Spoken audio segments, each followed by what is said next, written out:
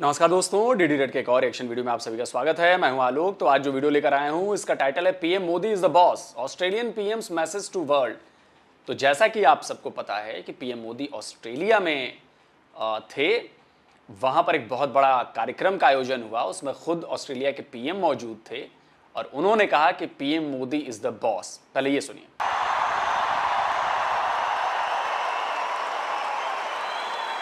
Prime Minister Modi is the boss.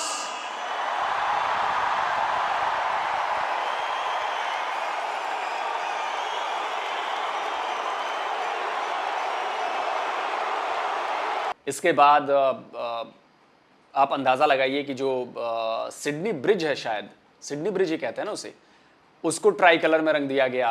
PM Modi का बड़ा ज़बरदस्त स्वागत हुआ वहाँ पे और बहुत सारी चीज़ें हुई हैं। पीएम मोदी ने कहा कि जी अब हम ब्रिस्बेन में अपना एक काउंसलेट भी खोलेंगे, क्योंकि जो इंडियंस थे वहाँ पे बहुत ज़्यादा दिनों से डिमांड कर रहे थे कि जी ब्रिस्बेन में काउंसलेट खोल दिया जाए। तो अब वो उनकी डिमांड पूरी हो गई है। पीएम मोदी ने वहाँ पर बिल्कुल पब्लिकली ऐलान किया है कि हम ब्रिस्बेन में काउंसलेट खोलेंगे और मुझे लग रहा है कि बहुत अच्छा कदम है। इससे नज़र आ रहा है कि ऑस्ट्रेलिया और इंडिया कितने करीब आ गए हैं। भले ही दूरी हज़ारों मील की है, लेकिन करीब बहुत आ गए हैं वो जियो पॉलिटिक्स में, और ये इंडिया के लिए बहुत अच्छी बात है। तो अब इस पर पाकिस्तान की जनता क्या कहती है, आइए ज़रा देखते हैं। जवाब मज़ेदार होने वाले हैं। हमारा सवाल ये है कि क्या वजह है कि नरेंद्र मोदी की पॉपुलैरिटी में दिन ब दिन इजाफा क्यों होता जा रहा है। अभी पपुआ न्यू एक कंट्री है, उसके प्राइम मिनिस्टर ने नरेंद्र मोदी का अपने मुल्क में इस्तकबाल किया, उनके पैर छू कर, बाकायदा तौर पर झुक कर। ऐसा हमने आज तक तारीख में नहीं देखा कि एक प्राइम मिनिस्टर ने दूसरे मुल्क के प्राइम मिनिस्टर का इस तरह से इस्तकबाल किया हो।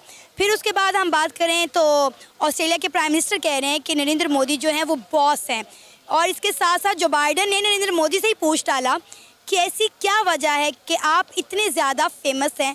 तो ये सवाल मैं आपसे करना चाहती हूँ कि क्या वजह है नरेंद्र मोदी दिन ब दिन तमाम कंट्रीज़ के जो पीएम हैं उनके दिलों में घर करते जा रहे हैं। देखें, बात यह है कि जब नरेंद्र मोदी आज से 7-8 साल पहले प्राइम मिनिस्टर बने थे तो पाकिस्तान क्या दुनिया में भी किसी शख्स ने ये बात एक्सेप्ट नहीं की थी कि एक विजनरी है, एक विजनरी इंसान होगा, क्योंकि हम लोग उसके स्टेटस से, सोशल स्टेटस से उनको जज कर रहे थे कि ये चाय वाला किस तरह इधर ऊपर तक जाएगा और ये किस तरह गवर्न करेगा। लेकिन गुजरते वक्त के साथ साथ जिन लोगों को हम लोगों ने अंडर एस्टिमेट किया, उन्होंने ही अपने मुल्क को इतना ऊपर लेके गए कि आप समझ ही नहीं पा रहे। अब दुनिया के अंदर आईटी सेक्टर का एक हब है इंडिया, और यहाँ पे 3 आईटी हब्स बना दिए उसने। कलकत्ता के अंदर बनाया, चेन्नई के अंदर बनाया, और तीसरा भी एक जगह पे उन्होंने आईटी सेक्टर के अंदर बहुत ज़्यादा काम करवाया। और विजनरी 3 नहीं सर, मैं आपको अपडेट कर देता हूँ, अपग्रेड कर देता हूँ।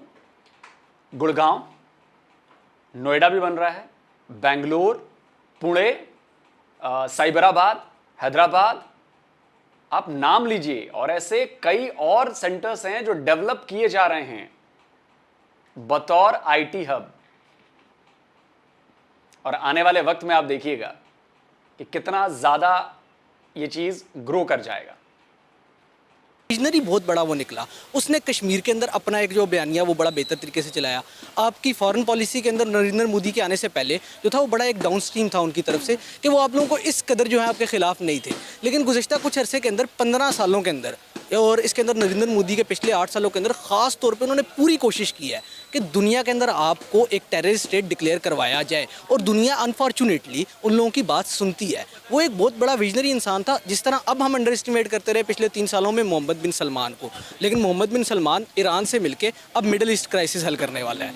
तो ये जो हम लोग अंडर एस्टिमेट करते रहे मोदी साहब को, यही मसला है मेरे ख्याल में, और इसको अंडर एस्टिमेट करके उन्होंने फ़ायदा लिया और वो बहुत ऊपर गए। लेकिन अभी भी पाकिस्तान की अगर हम बात करें तो नरेंद्र मोदी को बहुत ज़्यादा पसंद नहीं किया जाता। अगर हम बात करें किसी के भी सामने इंडिया के प्राइम मिनिस्टर नरेंद्र मोदी का नाम ले तो ज़्यादातर जो लोग हैं वो उनकी बुराई ही करेंगे।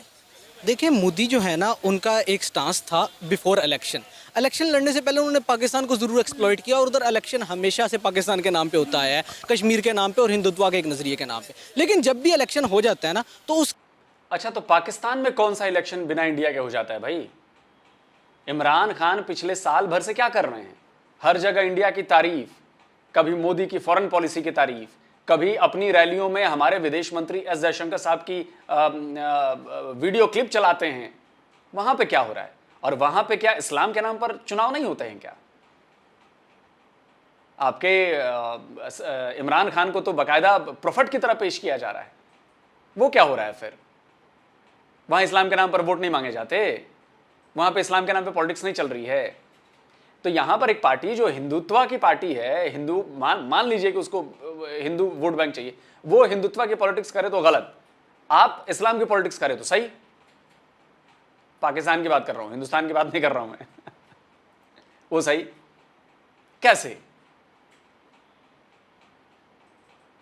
कि 6 महीने बाद, 3-4 महीने बाद आप देखते हैं कि इंडिया आपको देखता भी नहीं है, आपकी तरफ बात भी नहीं करना चाहता, वो अपने ऊपर ही फोकस करता है और बहुत आगे जा रहा है। अनफॉर्चुनेटली उधर इलेक्शन अभी तक इसी तरह हो रहे हैं, लेकिन आने वाले वक्तों में ये भी नहीं होगा।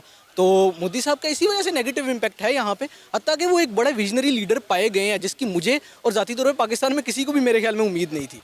अच्छा, क्या कहेंगे नरेंद्र मोदी की सरकार आने के बाद इंडिया ने कितनी तरक्की की है?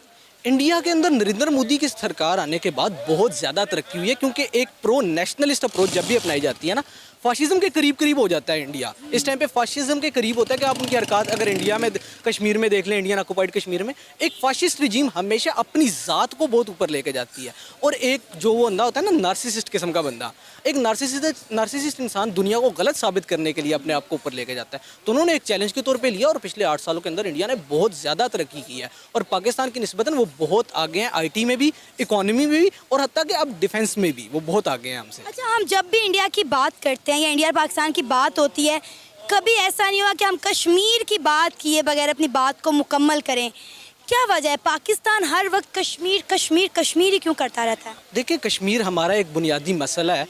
कश्मीर, गिलगित बल्तिस्तान और जितने दीगर इलाके हैं, उनके हल से ही साउथ एशिया के अंदर अमन आ सकता है। तो इसलिए जब भी पाकिस्तान इंडिया स्टेट लेवल पे बात होगी तो आपको हमेशा कश्मीर को मद्देनज़र रख के बात करनी पड़ेगी। ये अच्छा, आपने कहा आप मास कम्युनिकेशन के स्टूडेंट हैं, ऐसा कहा आपने, तो आपको ये बात एनालिसिस समझनी चाहिए। आप जब भी बात कहते हैं ना कि साउथ एशिया में अमन आएगा, साउथ एशिया में अमन है, सिर्फ पाकिस्तान अफगानिस्तान वो जो रीजन है वहीं प्रॉब्लम है बस। बाकी पूरा इधर जो साउथ एशिया है ना, वो बहुत चैन से सुकून से सब कुछ चल रहा है, बहुत चैन और सुकून से चल रहा है, कोई दिक्कत नहीं है जी, कोई दिक्कत नहीं है। दिक्कत जितनी है वो उधर ही है आपके तरफ। तो आपकी वजह से पूरे साउथ एशिया को बदनाम कर दिया जाए, ये ठीक नहीं है साहब। आपकी दिक्कत पूरे साउथ एशिया की दिक्कत नहीं है, वो सिर्फ आपकी लोकल दिक्कत है। हमारा बड़ा एक ख़ास इशू है, बोन ऑफ कंटेंशन है। इस वजह से कश्मीर के बगैर कोई भी बात करना नामुमकिन है। लेकिन अब दुनिया जो है वो इस तरह लग रही है कि कश्मीर को पीछे ही करती जा रही है, क्योंकि इंडिया जो है वो इकोनॉमिकली स्ट्रॉन्ग है। जो इकोनॉमिकली स्ट्रॉन्ग होता है, दुनिया उसकी ही पॉलिसी को सुनती है और दुनिया उन्हीं को सपोर्ट कर रही है, उन्हीं के साथ चल रही है। अब आपने देखा होगा कि जिस तरह इंडिया के प्राइम मिनिस्टर नरेंद्र मोदी की पूरी दुनिया में रिस्पेक्ट की जाती है, हमारे प्राइम मिनिस्टर्स को इस तरह से रिस्पेक्ट कभी नहीं दी गई। देखें, जब आप इकोनॉमिकली स्ट्रांग होते हैं तो आपको दुनिया रिस्पेक्ट देती है। जब आपने हर जगह पे पैसे देने हो तो आपको रिस्पेक्ट नहीं मिलती। आपने हर मुल्क, आप तो कहीं पे जाते हैं तो उनको शक पड़ जाता है कि यार ये तो IMF के लिए आए हैं, इन लोगों ने IMF को दिखाने हैं, इतने पैसे लिए हैं हम लोगों ने, तो वो आपकी तरफ क्यों आपको रिस्पेक्ट दें। खासतौर पे आपने जिस तरह के प्राइम मिनिस्टर यहाँ पे आपने लगा रखे हैं, वो समझ ही नहीं आता उनका, तो उनका क्या स्टांस है। आप पॉलिसी के अंदर निहायत कमज़ोर हैं। आप तो अपनी फॉरेन पॉलिसी ठीक तरीके से नहीं बना पा रहे कि गुज़श्ता कुछ अरसे में जो जोहर टाउन वाला वाक़या हुआ है वो आपकी नज़र से गुजरा ही होगा कि उसको आप मैनेज नहीं कर पाए। तो आप उसके हल यही निकलता है, उसका एंड रिजल्ट यही आता है कि आप ब्लैक लिस्ट में जाते हैं, ग्रे लिस्ट में जाते हैं FATF की, और फिर आपसे कोई बात ही नहीं करना चाहता। तो आप इकोनॉमिकली स्ट्रांग नहीं होंगे तो लोग आपकी बात नहीं सुनेंगे। आपको नहीं लगता कि पाकिस्तान कहीं ना कहीं आइसोलेट होकर रह गया है? अभी G20 इतना बड़ा इवेंट श्रीनगर जम्मू कश्मीर में किया गया, पाकिस्तान उसका पार्ट ही नहीं था।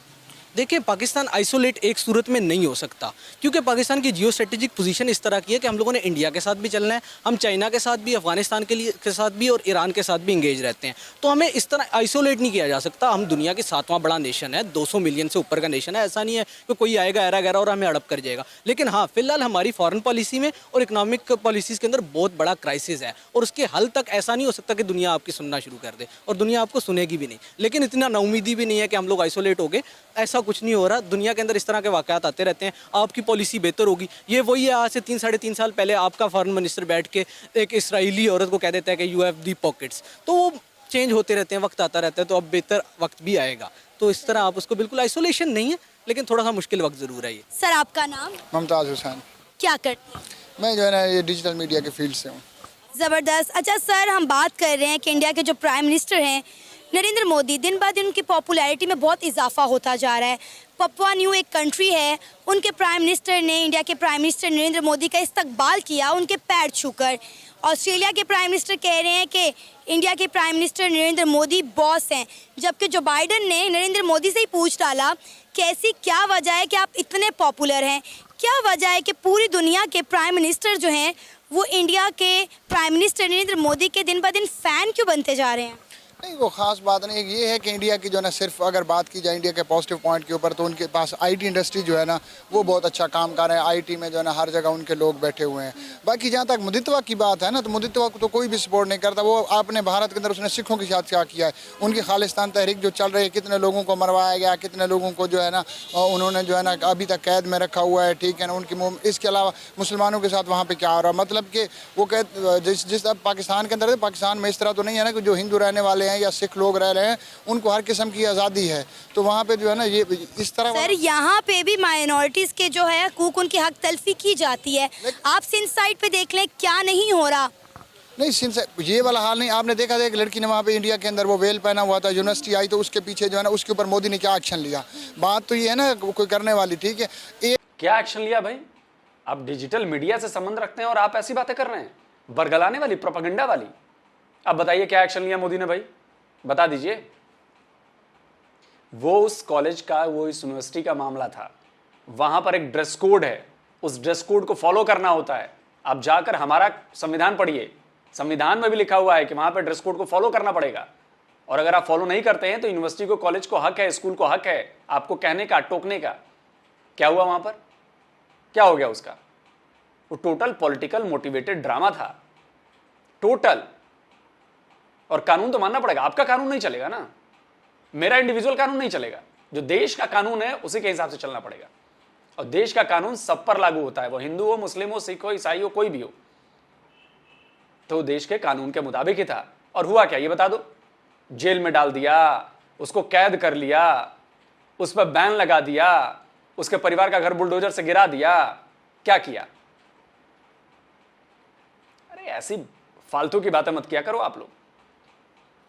अकेला मोदी ठीक है ना, तो मोदी को तो कोई, उसने तो वैसे कश्मीर के अंदर क्या किया, आर्टिकल जो 73A जो उन्होंने लगाया था, उसके बाद आपने देखा कि वहाँ पे क्या है। तो वहाँ की आवाम से हमने बात की है, हमने जम्मू कश्मीर के लोगों से बात की, उन्होंने कहा कि आर्टिकल 370 रिमूव होने के बाद हम बड़े खुश हैं क्योंकि जम्मू कश्मीर में बहुत सारी डेवलपमेंट हो रही है। आपने बात की कि इंडिया में एक लड़की का हिजाब उतारा गया, डेफिनेटली मैंने वो वाकया सुना था, देखा था, उन पे प्रोग्राम्स भी किए थे, हमने किया तो उस पर प्रोग्राम भी किया था। लेकिन आपको मज़े की एक बात बताऊं कि सिंध में कितनी लड़कियों को जो है वो ज़बरदस्ती कन्वर्ट किया जाता है, हिंदू लड़कियों को उठाया जाता है, उनकी जबरन शादियां की जाती हैं, जबरन इस्लाम कबूल करवाया जाता है। तो उस पर हम आवाज़ क्यों नहीं उठाते? हमारा मीडिया वो क्यों नहीं दिखाता? अगर आप ये इतना आपको आइडिया है तो आपको इसके ऊपर आवाज़ भी उठानी चाहिए। हम तो करते हैं सर, हम तो प्रोग्राम्स करते हैं। मेरे देखिए फट से पलट गए भाई साहब, पलट गए भाई साहब, एकदम पलट गए। जहां देखी कि मेरी टांग फंस गई, नहीं नहीं नहीं नहीं नहीं, नहीं मैं इसमें नहीं। बेशर्मी तो पाकिस्तानियों के खून में मिली हुई है, खून में। सबकी बात नहीं कर रहा हूं, इन जैसों की बात कर रहा हूं। नॉलेज में ये चीज़ नहीं है, क्योंकि देखो इस्लाम किसी को जो है ना, इस्लाम अगर किसी को अपने दायरे में लेकर आता है तो उसमें वो है कि जो अपने जबर नहीं है, इस्लाम शौक से आए, ठीक है ना, उसके अंदर जबर नहीं है, क्योंकि ये अमन का दीन है। अगर इस तरह का कोई वाकया सिंध के अंदर रिपोर्ट हुआ है तो उस वाकये को आपको हाईलाइट करना चाहिए, बल्कि उसके जो जिनके साथ ये ग्रीवेंस हुई है उस फैमिली को तलाश करके सर हमने हाईलाइट किया, हमने इस पर प्रोग्राम्स किए, हमने इस पर आवाज़ उठाई। ये बात नहीं है कि अगर इंडिया में कुछ हो रहा है उस लड़की से जाके मिली है जिनके साथ ये कुछ हो रहा है। सर मैं सिंध नहीं जा सकती, लेकिन मैंने उस पर प्रोग्राम्स किए थे। देखो पहले सबसे पहले यही होता है कि आप देखो जर्नलिस्ट है ना, तो कोई भी न्यूज़ है ना उसकी रियलिटी को मालूम करो। सुनने सुनाने में तो बहुत सी बातें आपको सुनाई, रियलिटी है। अरे भाई साहब, तो अब आप इंडिया आए हो क्या? आप इंडिया में आके चीजें देखी है क्या आपने? कश्मीर की बात करो, कश्मीर में जुल्म देखा है क्या आपने? आप भी तो सुनी सुनाई बताई गई बातों पे भरोसा कर रहे हो।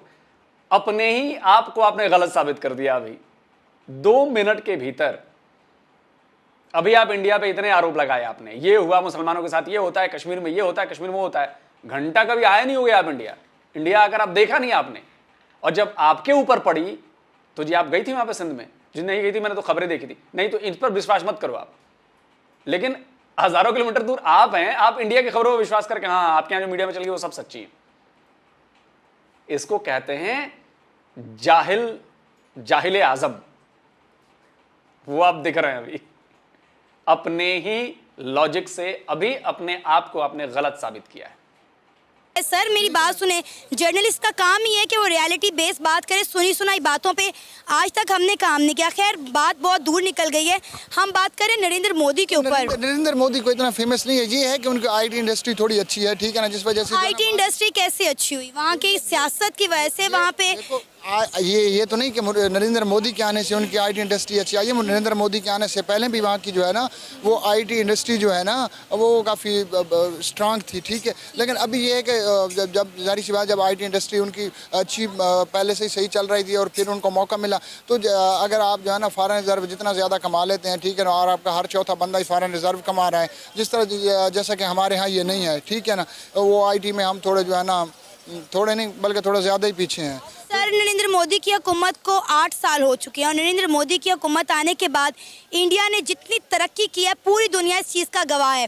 नरेंद्र मोदी ने आते ही मेड इन इंडिया के नाम से कैंपेन शुरू की, यानी कि तमाम प्रोडक्ट उन्होंने कहा कि इंडिया में बनेंगे, हम एक्सपोर्ट करेंगे, इंपोर्ट हमारी कम हो जाएगी, जिसकी वजह से उसकी इकॉनमी में भी इजाफा हुआ। आपको टोकूंगा, ठीक है, लेकिन इस वक्त भी इंडिया के किसान जो है ना वो खुदकुशियाँ कर रहे हैं, ये रोज़ाना रिपोर्ट होती हैं, ठीक है ना। अभी आप गूगल करें, उसके अंदर जाके चेक कर लें, अगर वो कहते हैं कि इंडिया इतना ही तरक्की कर गया है तो वहाँ के किसान क्यों खुदकुशियाँ कर रहे हैं? आज वहाँ पे जो है ना आप पर आर रेप केसेस को देखें, ठीक है ना, जो रिपोर्ट होते हैं, जो इंडियन इंडेक्स वालों ने जो है ना जो स्टेटस जो है ना वो शो किया, अगर उस स्टेटिस्टिक का इंडेक्स आप चेक करें तो आप खुद हैरान रह जाएंगी। हाँ, अगर इतनी ज़्यादा डेवलप हो गया तो फिर वहाँ के जो किसान हैं कम से कम उनको तो खुदकुशियाँ नहीं करनी। आप ये नहीं, आपको आइडिया ही नहीं है आप क्या बोल रहे हो।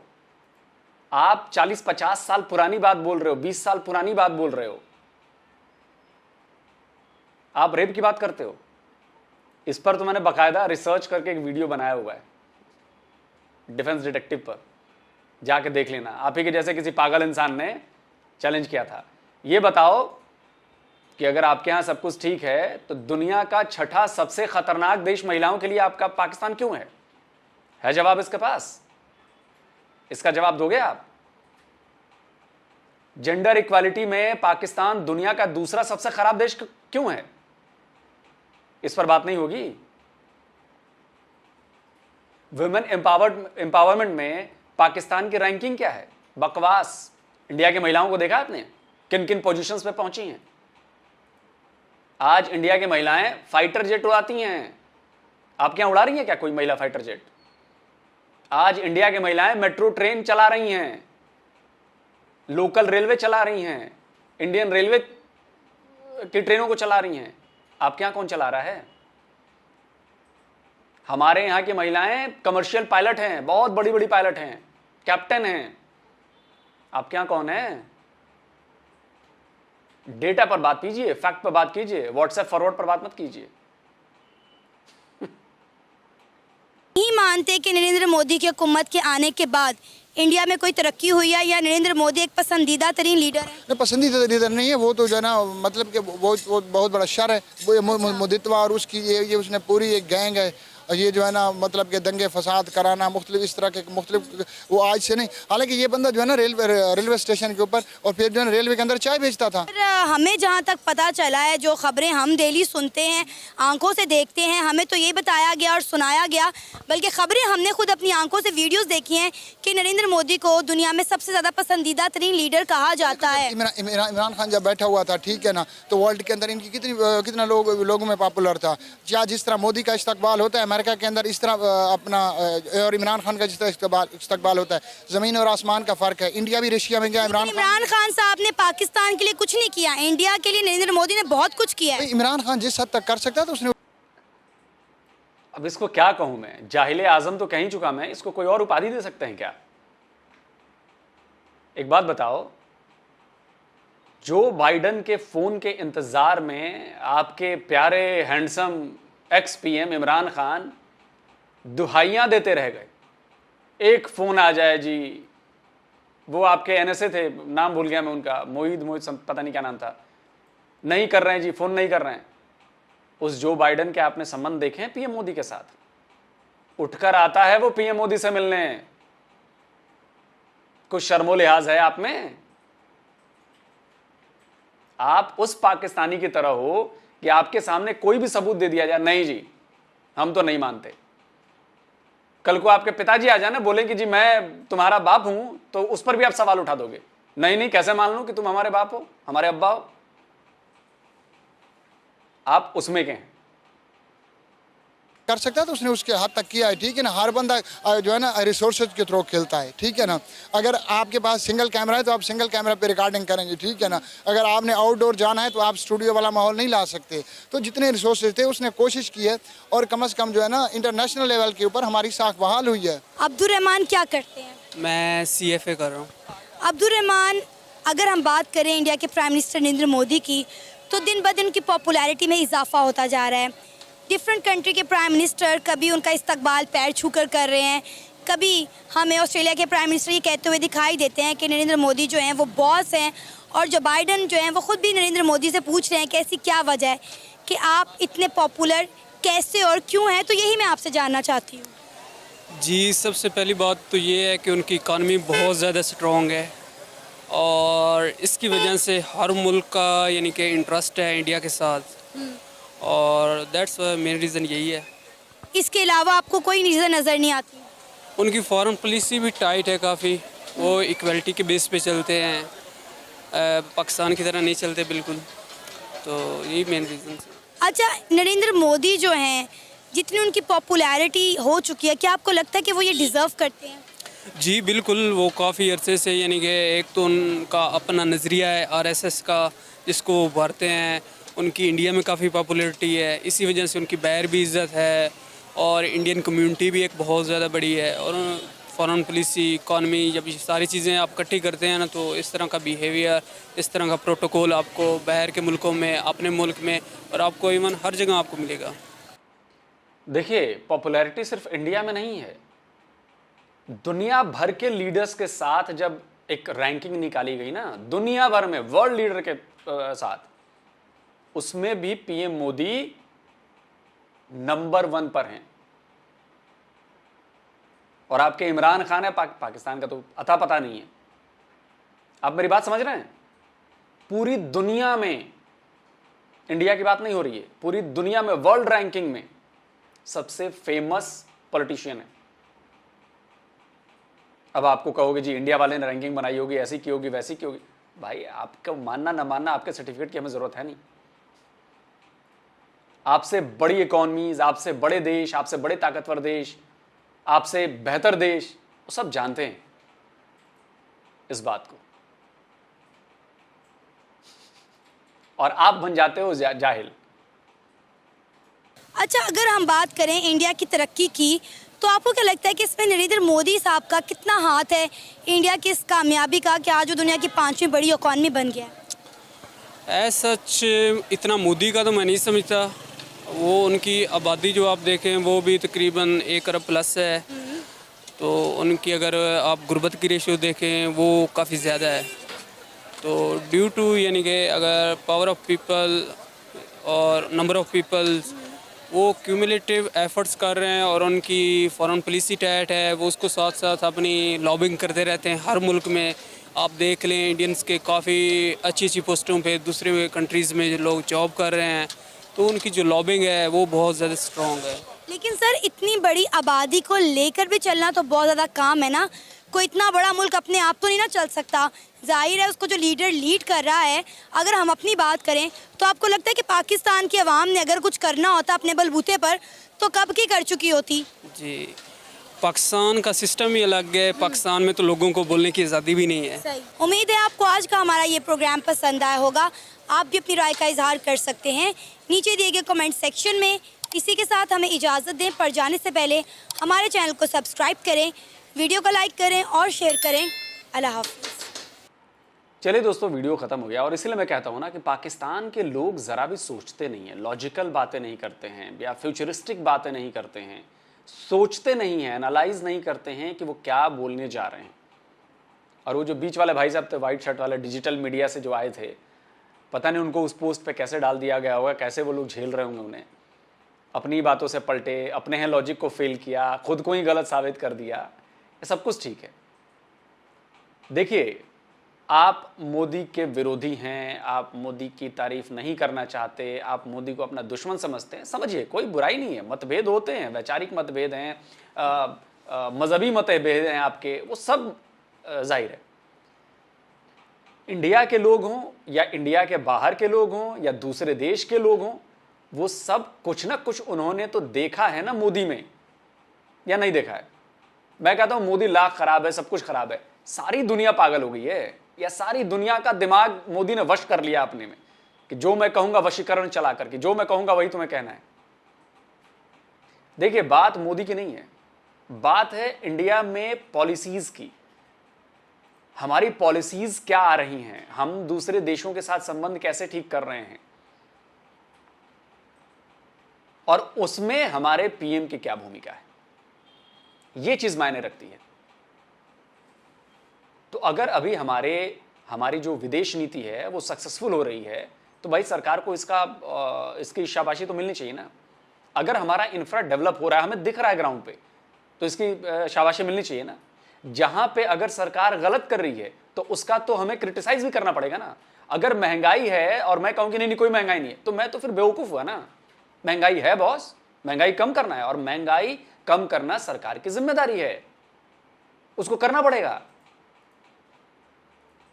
नहीं तो एक सरकार की जो लाइफ होती है वो 5 ही साल तो होती है ना, 5 साल के बाद ताकत फिर हमारे पास है ना वोट करने की। लेकिन इसका मतलब ये नहीं हुआ कि जो अच्छे काम हो रहे हैं हम उसका भी विरोध करना शुरू कर दें। अब जैसे हमारा विपक्ष है, संसद भवन तैयार हुआ, कांग्रेस करके हम नहीं जाएंगे जी, हम ऐसा नहीं करेंगे और ऐसा नहीं करेंगे, पीएम मोदी कैसे उद्घाटन करेंगे। अरे यार, ये क्या बात हो गई। आप मुद्दों पे लड़िए, ऐसी चीजों को मुद्दा ना बनाइए जो गैर जरूरी है। आप महंगाई पे लड़िए, आप बेरोजगारी पर लड़िए, आप बेरोजगारी पर उन्हें घेरिए, जहां दिक्कत आ रही है उस मुद्दे को लेकर घेरिए। नया संसद भवन बना, पार्लियामेंट की बिल्डिंग बनी, अगर मोदी उद्घाटन कर, क्या आपके यहां जो पहले चीजें हैं वो उद्घाटित नहीं की गई हैं क्या आपके नेताओं के द्वारा? लेकिन इंदिरा गांधी स्टेडियम का नाम इंदिरा गांधी रख दिया जाए वो ठीक है, लेकिन अगर कोई पीएम मोदी के स्टेडियम के नाम पर रख दे, नहीं वो गलत है। कैसे गलत है? या तो आप नहीं रखते और फिर कहते, तब हम भी विरोध में आते कि नहीं कैसे कर दिया। गुड़ खाए और गुलगुले से परहेज करें, ये चीज है। खैर, बाकी देखिए, पाकिस्तान अपनी मौत खुद मर रहा है। पाकिस्तान ने अपने लिए मौत का रास्ता खुद चुना है। पाकिस्तान 75 ईयर से उस रास्ते पर बढ़ रहा है और उसको रोकने वाला कोई नहीं, क्योंकि वहां की आवाम जो है मैक्सिमम वो जाहिल है, बेसिर पैर की बातें करती है। इस वीडियो में भी आपको नजर आ गया होगा, बेसिर पैर की बातें करती है। तो जब बेसिर पैर की बात करने वाले लोग होंगे तो नेता तो कुछ भी कह दें, उनको कुछ समझ में नहीं आएगा कि वो चल क्या रहा है, वो कह क्या रहे हैं। मैंने किसी पाकिस्तानी रैली में ये कहते हुए नहीं सुना कि हमें नई यूनिवर्सिटीज चाहिए। किसी पाकिस्तानी रैली में मैंने ये प्रोटेस्ट रैली में ये कहते हुए नहीं सुना कि हमें कॉलेजेस चाहिए अच्छे। किसी पाकिस्तानी रैली में नहीं कहा कि हमारी एजुकेशन पॉलिसी हमें अच्छी चाहिए, किसी में नहीं सुना। हर जगह या तो मजहबी रैली होगी, या फिर ये चोर है, वो डकैत है, उसको उतार दो, उसको फेंक दो, ये कर दो, वो कर दो। अरे कभी तो अपनी बेहतरी के लिए सड़क पर उतरो।